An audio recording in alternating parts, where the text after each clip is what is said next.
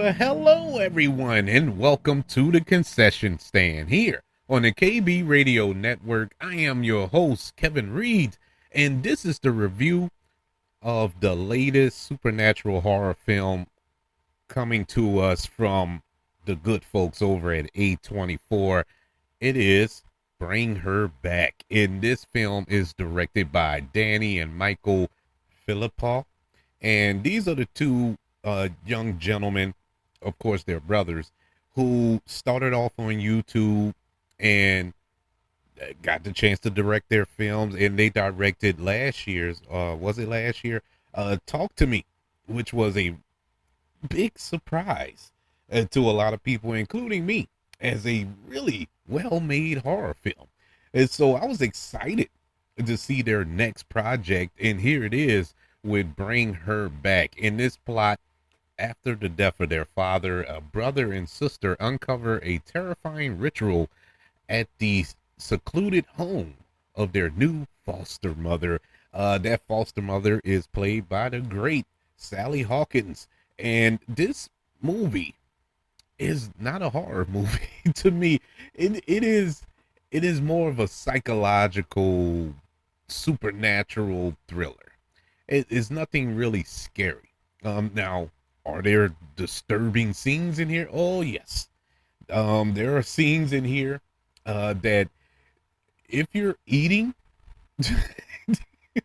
you probably want to put whatever it is you're eating down until after certain scenes have passed, because I had to do that.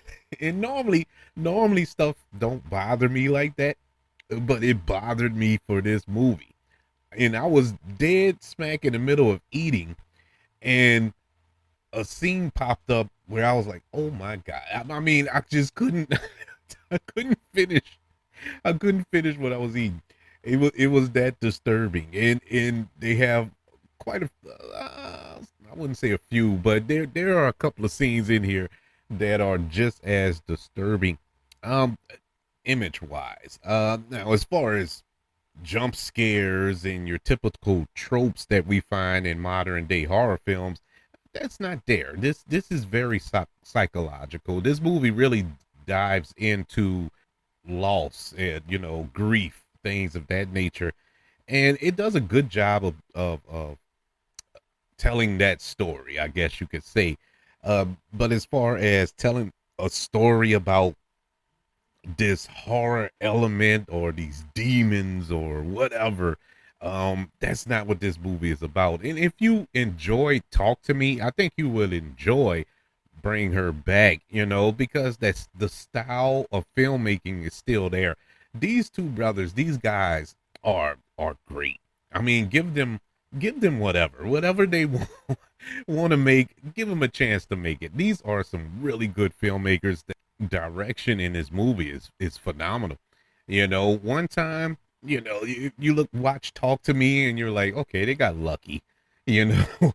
But after the second time and you knock out a pretty good base hit again, I would say, hey, these guys got it. I don't know what it is, but they got it. They are really good filmmakers as far as working with actors, being able to get the performances that they get out of their actors, as they have shown in their last two films, is phenomenal. The cinematography here is phenomenal. The mood, the tone is it is eerie. It is very, very eerie. Like I said, it's not horror. And when I say horror, I'm really trying to categorize it. When I say horror, I guess you can constitute it as a horror, but it's not like Final Destination horror film. It's not like Scream or I Know What You Did Last Summer type horror film. This is more psychological. It's more of a mystery, more of this slow burn that doesn't really move slow. It's not a dragged out film. It's paced fairly well. How we build up to this tension that ultimately happens at the end of the film is all earned.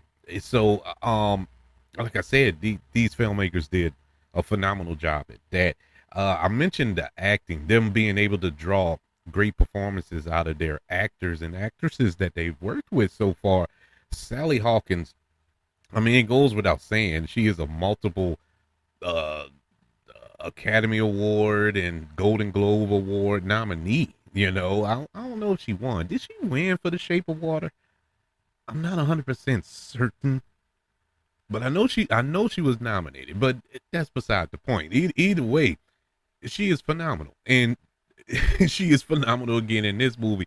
She plays the foster mother, and what a disturbing character. You ever meet somebody for the first time and they're just overly nice, and they're so nice to the point you're like, something's wrong with that person? There's no way this person is that nice. You just automatically don't trust them. And that's who this character is. But at the same time, you get mother vibes off of her, where you kind of like, you're more or less on the fence than you are hot or cold with her. And she plays it well. And she has some scenes, especially on the latter half of this film, that is like gut gut wrenching, as far as disturbing. Not scary, but eerie and creepy and just downright disturbing. I mean, that's the only way I can describe only way can describe it, man. She is phenomenal, man. Phenomenal. The young actors, or actor and actress who plays brother and sister here, Annie and Piper, I thought did great. They also did a phenomenal job acting alongside Sally Hawkins. And the actress, I think her name is Sarah Wong. Uh, she plays a blind character. I think in real life she's blind in one eye, but in the film she's blind in both eyes. If I've read it correctly, I'm not 100% certain, but either way, she's a little blind. She's blind in a sense, no matter how you slice it, whether it's in a movie or real life.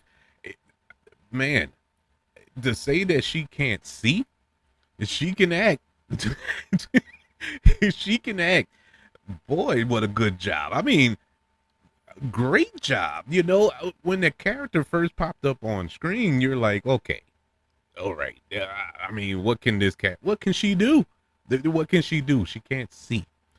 And throughout the film, at least at the first half of the film, she's constantly asked about her walking stick, for assistance to walk. And she is shooing it away like, no, I don't want it, and to see her move around and showing how independently strong that she is, which was kind of a plant. I don't know if it was done on purpose or not. If it was done on purpose, kudos, man, because they had me fooled. Um, that paid off at the end where she's this strong person and it's believable. It's not like all of a sudden she turned into Matt Murdock, Daredevil, or something like that. That she's blind and she's able to ward off these assailants and all this other good stuff, doing parkour off of walls. No, it wasn't none of that, but it was very believable how she reacted in certain moments, and I greatly appreciated the film for that. There's another actor who plays Oliver here, and all of his scenes are disturbing. I'm really not going to get in depth with him, with his character, but he did good. The actor who played him did great. Just every scene he was in was disturbing. Every single one. You almost had to turn your head. It's one of those like kind of tilt your head to the side. You're not really, you know, covering your eyes or nothing like that, but you're kind of like shifting your head to the side just in the event something completely grossed out or disgusting happens. So like I said, this was a new thing for me. I've been watching horror movies as long as I can remember, and I've never had that feeling, man, until I watched this movie. But I'm gonna count it as a good thing. I'm not gonna say that's a negative because I had fun with it. I enjoyed it. Um, my only negative with the film is the fact that it's such a small film. With a small cast, one or two different locations. This isn't a big shoot here. This isn't a $90, $120 million blockbuster film that they made here. This is more along the lines of maybe a 10, maybe 20 if you're lucky. I don't know the budget of it, but I know it has to be small. But I think because of that, it's so contained that it's almost it's almost unbelievable. It's almost to the point where, like, look, somebody got to know something here. Somebody got to look at this woman and wonder what's up with her. Go check in on her or something. And I'm talking about the character that Sally Hawkins played. Um, she's just too suspicious, and you can't just let a woman like that or any person like that run free, because it's got to be a little something there. But the movie's being so small, in situations where you would call for help or go get help, that wasn't done. And there was one scene where one of the characters go to get help, and he goes to get help somewhere that made no sense to me. If he was gonna go get help, go to the police. But he didn't go to the police. He went somewhere else. It was like, uh, I guess you would go there, but I would have went to the police. But that's just me.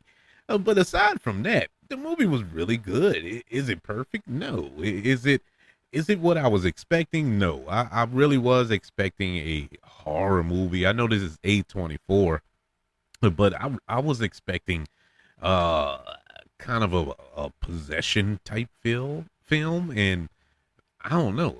We got something different. It was that, but it wasn't that. But I'm not mad at that. It's just that that wasn't what I was expecting. But nonetheless, I did enjoy it at the end of the day. Bring Her Home gets a letter grade of a C. Yeah, it's pretty good. And that you know what I've been enjoying this year? We're what, halfway through it. We're almost halfway through 2025, and we've got some decent horror movies this year.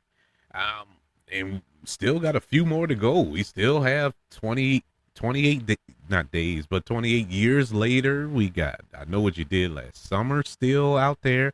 I think we have another Frankenstein movie coming from uh oh god, I can't remember his name, but we got another one coming out. There are a few horror movies still yet to come. And man, I mean, we've got some good ones. I mean, Sinners. You want to count Sinners as a horror film? There you go. I'm encouraged, man. And then you can add Bring Her Home to the list. This has been a good year of horror. Hopefully, it continues. I would like to know: did you check out Bring Her Home, or are you planning on checking out Bring Her Home? Let me know your thoughts. Email the show kbradiopodcast@gmail.com. You can also search for the show on all social media platforms. Just search for the KB Radio Network.